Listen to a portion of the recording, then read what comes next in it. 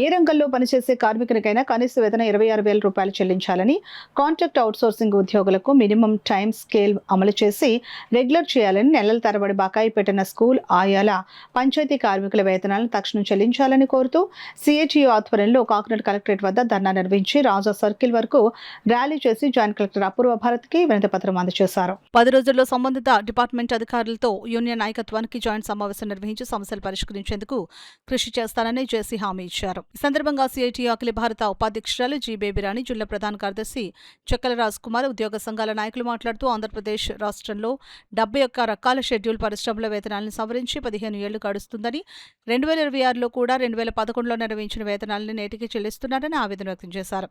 ఈ మధ్య కాలంలో నిత్యావసర సరుకుల ధరలు ప్రభుత్వ లెక్కల ప్రకారమే 300% పెరిగాయని, ఈ 15 ఏళ్లలో రాష్ట్రాన్ని పాలించిన ఏ రాజకీయ పార్టీ కూడా కనీస వేతనాలను సవరించకుండా పెట్టుబడిదారుల లాభాల కోసమే పనిచేశాయని విమర్శించారు.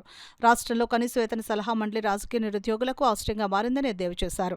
చివరిలో సిఐటియు జిల్లా కోశాధికారి మలకా రమణ వందన సమర్పణ చేసి కార్యక్రమాన్ని ముగించారు. ఈ కార్యక్రమంలో అర్బన్ హెల్త్ సెంటర్స్ ఉద్యోగుల సంఘం నాయకులు సత్యనారాయణ, మెడికల్ రిప్రజెంటేటివ్ యూనియన్ నగర కార్యదర్శి వర్మ, రాష్ట్ర ప్రధాన కార్యదర్శి చుబాకుల వెంకట్రావు, రాష్ట్ర కోశాధికారి Dumpala Prasad, GGH sanitation workers union నాయకులు Vijay Kumar, Vasu, Lakshmipriya, mess workers union నాయకులు ఏడుకొండలు, సెక్యూరిటీ గార్డ్స్ సంఘం నాయకులు ధర్మ, భాగ్యలక్ష్మి, పంచాయతీ వర్కర్స్ యూనియన్ నాయకులు సతీష్, స్కూల్ ఆయాల సంఘ నాయకురాలు సుజాత, 2వ ఏఎన్ఎం సంఘం నాయకులు రావుమణి, పద్మజ, మున్సిపల్ వర్కర్స్ యూనియన్ నాయకులు అప్పారావు, స్కూల్ నైట్ వాచ్మెన్ సంఘం నాయకులు వీర్రాజు, పోర్ట్ వర్కర్స్ యూనియన్ నాయకులు కాశీ సూర్యారావు, సూర్యనారాయణ, క్లాబ్ డ్రైవర్స్ సంఘం నాయకులు సంతోష్ కుమార్.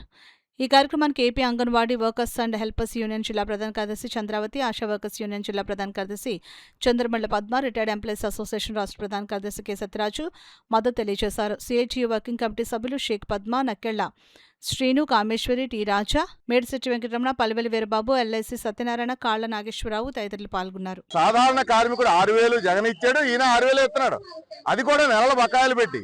కాబట్టి ఏ మార్పు వచ్చిందంటే ఏ మార్పు లేదు, కేవలం నాయకులు పదవులు మారే తప్పితే కార్మికుల జీవితాల్లో ఏ మార్పు రాలేదు. మరోపక్క షెడ్యూల్ పరిశ్రమల్లో కనీస వేతనాలు సవరించి 15 ఏళ్ళు పూర్తవుతుంది. ఇవాళ ధరలేమో 2026 ధరలు ప్రకారం ఖర్చు పెట్టాల్సి వస్తుంది, జీతాలు మాత్రం 2011 జీతాల ప్రకారం ఇస్తా ఉన్నారు. మరి ప్రభుత్వం 5 ఏళ్ళకి ఒకసారి కనీస వేతనం సవరించాలి, సవరించడం లేదు. ఎందుకు కార్మికులంటే ఎందుకు అలుసుగా కలమడుతుందని చెప్పి మేము అడుగుతా ఉన్నాం. పరిశ్రమ యజమానుల ఒత్తిడి మీ మీద పనిచేస్తా ఉంది, వాళ్ళు ఇచ్చేటువంటి లంచాలు, వాళ్ళు ఇచ్చేటువంటి పార్టీ ఫండ్ బాగా పనిచేస్తుంది. కార్మికుల దగ్గరకు వచ్చేసేపటికి మీరు అన్యాయం చేస్తా ఉన్నారు.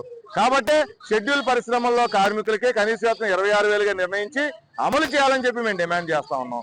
చాలా చోట్ల పరిశ్రమల్లో ప్రమాదాలు జరుగుతూ ఉన్నాయి. కారణం ఏంటంటే ఈ ప్రభుత్వం వచ్చిన తర్వాత ఏ పరిశ్రమలోకి ఏ అధికారి కూడా అనధికారికంగా వెళ్ళి చెక్ చేయడానికి వీల్లేదు, పరిశ్రమల్లో తనిఖీలు చేయడానికి వీల్లేదని చెప్పి ఆదేశం ఇచ్చింది. తనిఖీలే జరగకపోతే ఇంక యజమాని సేఫ్టీ బాధ్యతలు ఏం తీసుకుంటాడు.